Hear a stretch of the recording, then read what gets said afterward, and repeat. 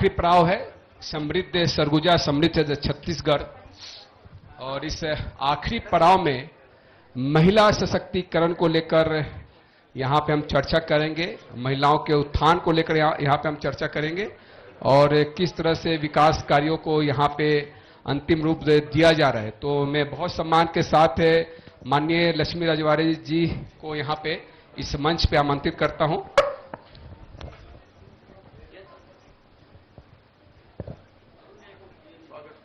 Arun Jain sir मंच पर आए। स्वागत करेंगे चंद्रशेखर गुप्ता जो हमारे ब्यूरो है, साथ ही अरुण जैन जी भी स्वागत करेंगे माननीय मंत्री जी का, राकीब जी भी, ललित साहू, राजा एजाज,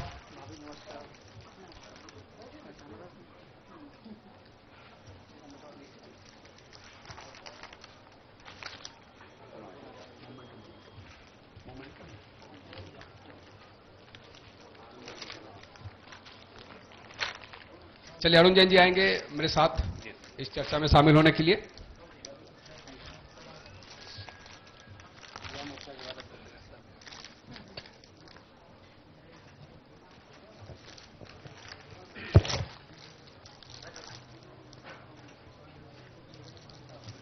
रेणुका साहू जी आए मंत्री जी का स्वागत करने के लिए।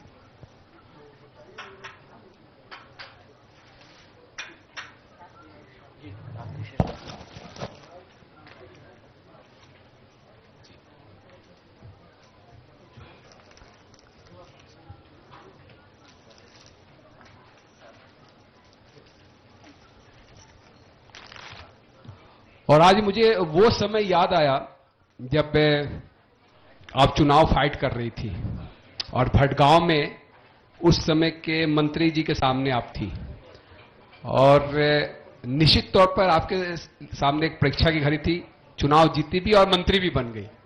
तो साधना न्यूज के उस मंच पे जो आपने बात कही थी क्या विकास कार्य करना है और जिस तरह से वो आपकी शुरुआत थी एक पब्लिक के तौर पे, पब्लिक प्लेटफॉर्म पे चर्चा करना, मुद्दों को रखना और आज का तक का सफर, इस सफर को आप किस तरह से देखती हैं माननीय मंत्री जी?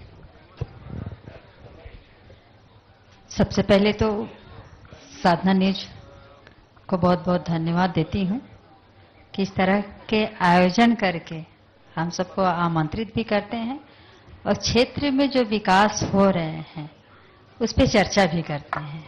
तो आप सभी को सबसे पहले बहुत बहुत धन्यवाद। रही बात कि चुनाव के समय के बाद से अब तक का सफर,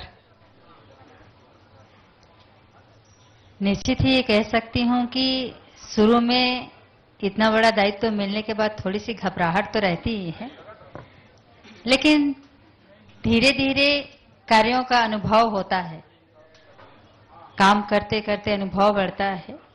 लेकिन अब पहले जैसा नहीं रहा है, सब नॉर्मल हो गया है।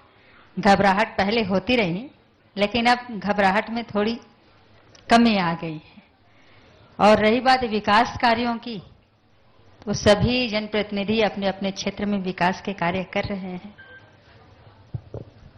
चलिए अरुण जैन जी। पहले जब आप विधायक और मंत्री नहीं रही, उस समय और अब में जब आप मंत्री हैं और खास करके महिला बाल विकास की, तो कहीं ना कहीं महिलाओं की भी अपेक्षाएं बढ़ जाती है और आधी आबादी महिलाओं की है। क्या आप कहेंगे उसको लेकर? पहले और अब में काफी फर्क है।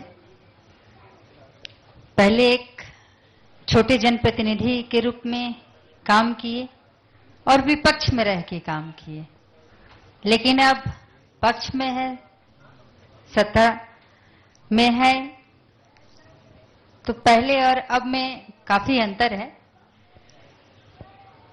पहले हम लड़ाई लड़ते थे जनता के लिए, अब हम जनता के हित के लिए काम करते हैं। रही बात महिलाओं की आधी आबादी की, तो महिलाओं विधानसभा के चुनाव में महिलाओं का विश्वास भारतीय जनता पार्टी के ऊपर बना और सबसे ज्यादा वोट परसेंटेज रहा तो महिलाओं के वोट से मैं तो कहूंगी कि भारतीय जनता पार्टी की सरकार बनी है। तो इस तरह का कार्य होता रहा है, महिलाओं के लिए सरकार काम कर रही है और अच्छा काम कर रही है। चलिए, इस बार आप काफी चर्चाओं में नहीं, जब हर घर तिरंगा अभियान में आप निकली हेलमेट पहनकर, एक महिला का हेलमेट पहनकर निकलना और संदेश देना,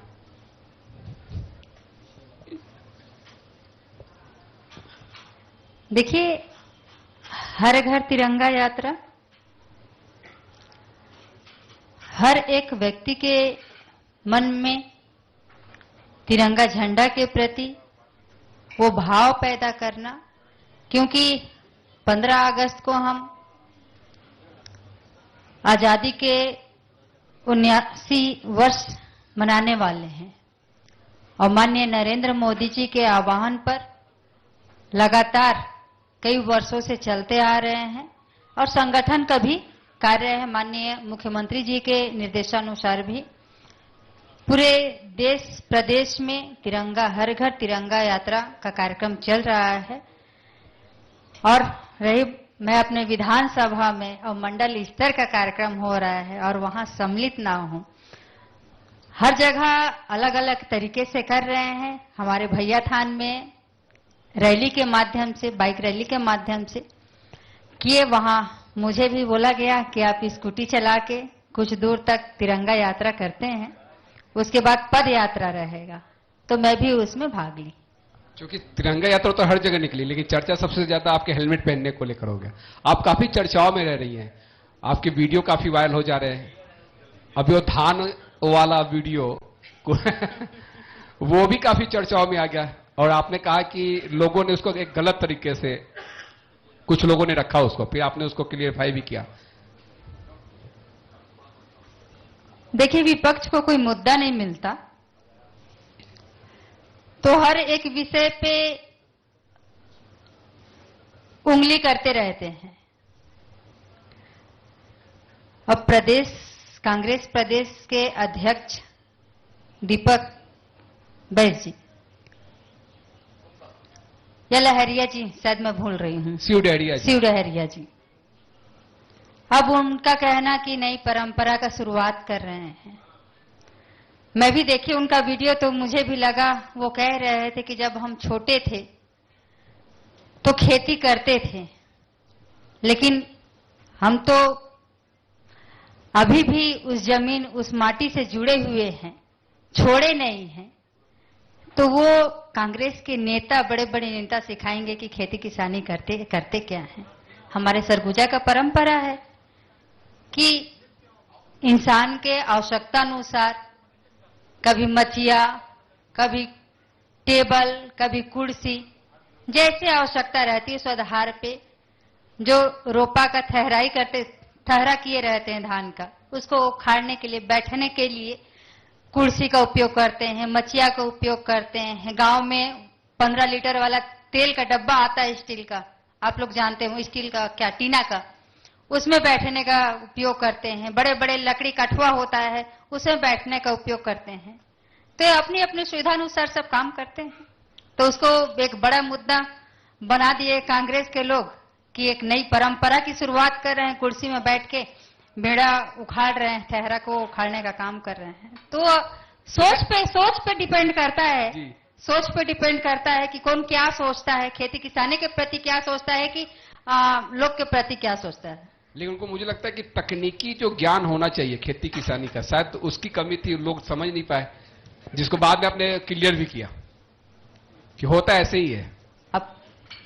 अब जाने दीजिए, ज्यादा स्पष्ट नहीं चाहते हैं अब तो उनके, नहीं तो इसलिए तो चारों खानी चित हो गए, फिर उस मुद्दे को पर उन्होंने बातचीत ही नहीं की। जब आपने क्लियरफाई किया कि क्या हो रहा था और क्या नहीं, तो उसके बाद तो कोई बयान ही नहीं आया। सोच पे डिपेंड करती है कि कौन क्या सोचता है। चलिए, मैं आगे बढ़ूंगा और आप अभी बस्तर दौरे पर भी रही, और चूंकि आपके पास में जो विभाग है काफी महत्वपूर्ण विभाग है, महिला बाल विकास विभाग अपने आप में चुनौतीपूर्ण विभाग है। बस्तर में किस तरह की स्थिति को आपने देखा वहां पे जमीनी तौर पे, क्योंकि कुपोषण एक बहुत बड़ी समस्या रही है बस्तर को लेकर। देखिए, सबसे पहले तो मैं उस क्षेत्र में गई तो जैसे जब डिपार्टमेंट को संभालने का बारी आता है, जब अधिकारी बनते हैं तो एक ही डर लोगों के मन में रहता है कि हम नौकरी तो कर रहे हैं लेकिन इसका कोई भरोसा नहीं रहता है कि हमें कहां ड्यूटी में लगा दें। और सबसे ज्यादा डर रहता है नक्सल क्षेत्र, नक्सल प्रभावित क्षेत्र में कि हमें कोंडा गांव भेज देंगे कि बस्तर भेज देंगे कि नारायणपुर भेज देंगे। तो सभी को ये डर रहता है। लेकिन कुछ जिलों में मैं पहली बार गई, अब उधर का वो माहौल नहीं रह गया है कि नक्सलियों से डरने का। पूरी तरह से सब कुछ ठीक हो गया है, किसी प्रकार का डर, किसी प्रकार का भय नहीं रह गया है। हमारा छत्तीसगढ़ शासन में माननीय विष्णुदेव साय जी के नेतृत्व में गृह मंत्री, केंद्रीय गृह मंत्री अमित शाह जी के मार्गदर्शन में हमारा छत्तीसगढ़ नक्सल मुक्त होने जा रहा है। और रही बात डिपार्टमेंट का, अपने विभाग का, तो विभाग में थोड़ी तो कमी है, मैं इस बात को नकारूंगी नहीं, कमी है। लेकिन विभागीय समीक्षा लेने के बाद बहुत सारे चीज सामने निकल के आए, तो उसको सुधारने के लिए हम बात करके आए हैं कि 4 महीने 6 महीने में यहाँ की स्थिति जो अभी की डेट में है उसमें सुधार आनी चाहिए। तो सभी अधिकारी इस चीज से आश्वस्त हैं कि हम अपने जिले को एक अच्छा जिला अपने विभाग का बना के देंगे। क्योंकि आप, मैंने देखा तस्वीरों में, वीडियो में कि आप बच्चों से मिलती नजर आई, महिलाओं से बातचीत करती नजर आई, फीडबैक लेती नजर आई। वहां पे किस तरह फीडबैक देखने को मिला? देखिए, रही बात है बच्चों की, अब बच्चे जहां दिखे तो वहां माँ की ममता झलक ही जाती है। तो बच्चों से आंगनबाड़ी केंद्रों में जाके मिलना, उनसे बातचीत करना, कहीं कहीं तो वहां का भाषा जो है समझ नहीं आता है। वहां के स्थानीय आंगनबाड़ी कार्यकर्ता हैं, उनके माध्यम से हम पूछते थे, वो बताते थे बच्चों को, तो वो जवाब देते थे। लेकिन इतना तो देखी मैं कि बस्तर संभाग के जो जिले हैं, मैं सिर्फ आपका नारायणपुर नहीं गई क्योंकि कार्यक्रम रायपुर में थे, इसलिए मुझे जल्दी आना पड़ा। तो वहां के बच्चों में, हम कहते हैं कि ग्रामीण क्षेत्र के बच्चों में थोड़ा सा डर ज्यादा रहता है, लेकिन वहां के बच्चे एकदम बिना डर भाव के किसी से बात करने का, मतलब अगर कहानी सुना रहे हैं, कविता सुना रहे हैं, तो बिना डर भाव के सुनाए, वो कॉन्फिडेंस बच्चों में दिखा मुझे। तो कहीं ना कहीं आंगनबाड़ी कार्यकर्ताओं के माध्यम से, हमारे विभागीय अधिकारियों के माध्यम से सुपरविजन अच्छा हो रहा है। जो कुपोषण की दर है उसमें कमी लाने के लिए विभाग के द्वारा प्रयास किए जा रहे हैं। चलिए, चूंकि इस कार्यक्रम का जो थीम है आज का, वो समृद्ध सरगुजा समृद्ध छत्तीसगढ़ है, और आप जहां से आती हैं, जिस संभाग से, इस संभाग ने बेपनाह प्यार बीजेपी को दिया है। 14 की 14 सीट मिली है बीजेपी को, और एक जिम्मेदारी भी, एक उम्मीद भी, लोगों को उम्मीद है कि बेहतर काम हो इस क्षेत्र के लिए। सरगुजा की तस्वीर किस तरह से बदलती हुई देख पा रही है? सीएम साहब भी यहां से, उसके अलावा 3 मंत्री भी यहां से, आप भी यहीं से। देखिए, पहली बार मौका मिला है इस सरगुजा क्षेत्र के लिए, सीएम भी यहीं से और 3 अलग अलग विभाग के मंत्री भी यहीं से, सरगुजा संभाग से हैं। और सरगुजा का अगर हम मैप देखें तो पहले जैसे थे उससे काफी बढ़िया आज के डेट में हो गई है। विकास कार्यों की तो बात जाने ही दीजिए कि विकास कार्य किस तरह से अपने अपने क्षेत्र में विधायक कर रहे हैं लगातार। वो मैं चाहे अपने भटगांव विधानसभा की बात करूं, चाहे राजेश अग्रवाल जी अपने विधानसभा की बात करें, चाहे सीतापुर विधायक जी अपने विधानसभा की, चाहे नेताम जी अपने विधानसभा की, अलग अलग क्षेत्रों में अपने अपने विधानसभा में अनेक निर्माण कार्य से लेके लोगों की आवश्यकता के अनुरूप जिस चीज की मांग है, उस मांग के आधार पे पूरे होते दिखाई दे रहे हैं। और जब चिंतन की बात हुई, चूंकि चिंतन दो जगह हुआ। आईआईएम में भी आप थी, रायपुर में, वहां पे तो मंत्री और बाकी तमाम बड़े लोग थे। एक चिंतन मैनपाट में भी हुआ, सरगुजा में। दोनों चिंतन शिविर में क्या क्या महत्वपूर्ण बातें सीखने को मिली जो जनहित में काफी महत्वपूर्ण है, जो आप इस मंच के जरिए रखना चाहें? देखिए, विषय तो बहुत है, क्योंकि चिंतन शिविर में चिंता ही होता है, चिंतन किए जाते हैं। अभी फिलहाल में छत्तीसगढ़ का शिमला कहे जाने वाला मैनपाट में बहुत अच्छा संगठन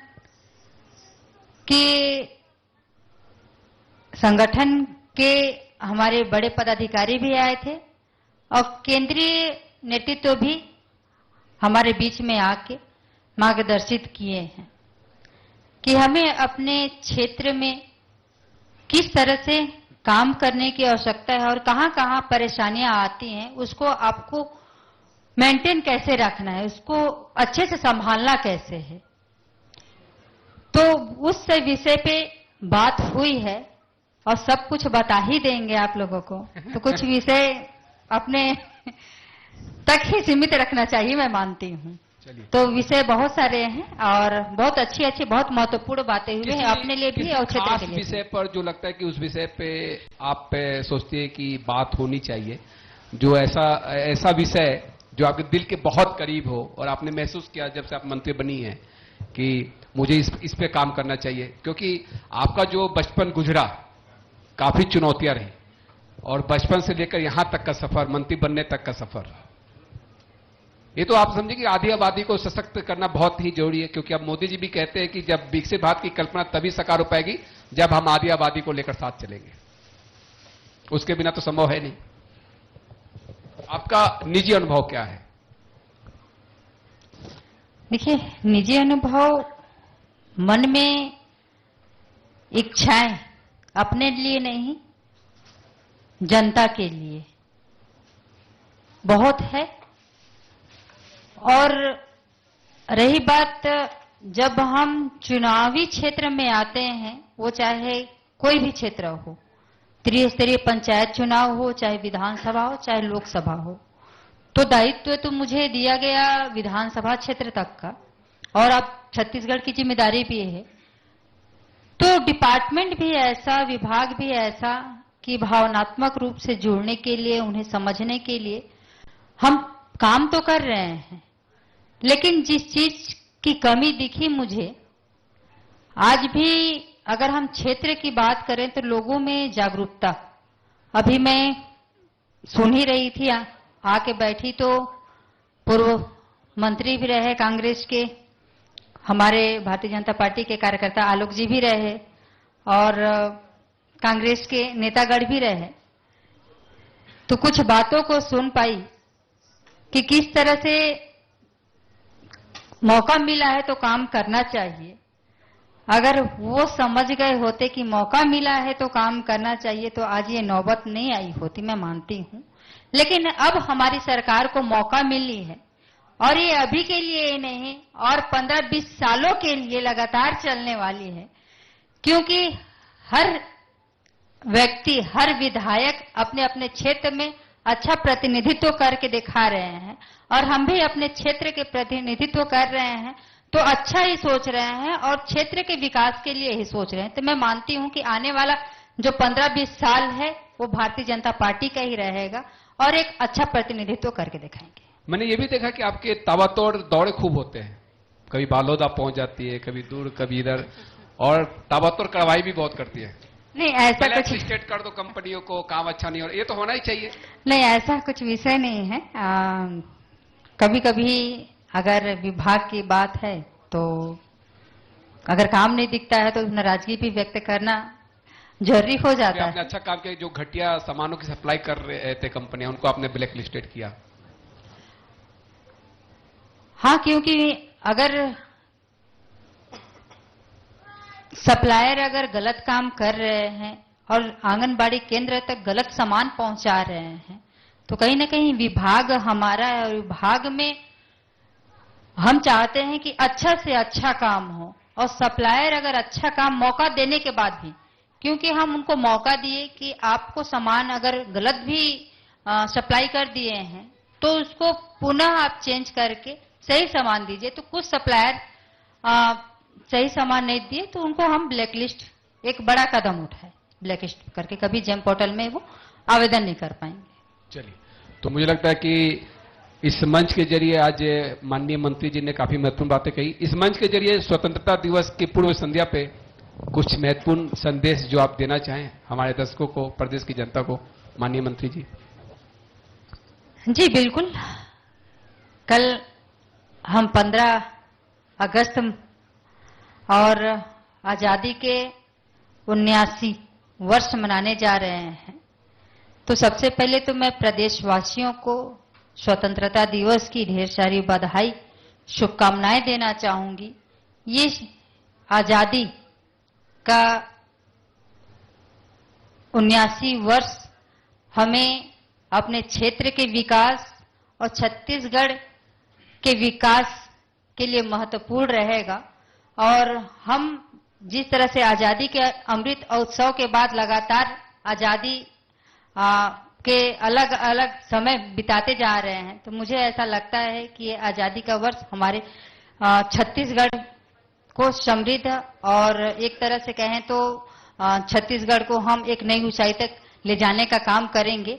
तो स्वतंत्रता दिवस की प्रदेशवासियों को ढेर सारी बधाई, शुभकामनाएं। चलिए, तो बहुत बहुत धन्यवाद करना चाहूंगा माननीय मंत्री जी का इस कार्यक्रम में शामिल होने के लिए।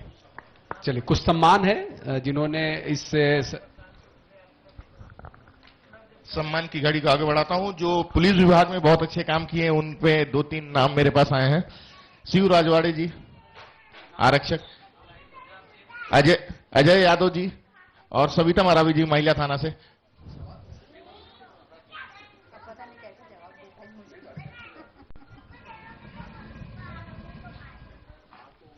माना इंटरप्राइजेस के डायरेक्टर नरोत्ता गांधी जी से बोलूंगा क्या है।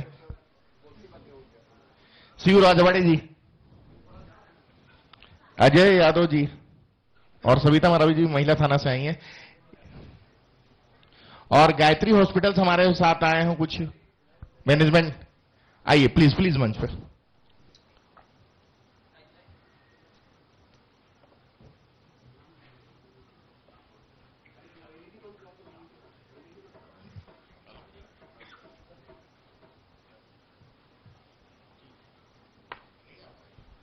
Gayatri hospital sir.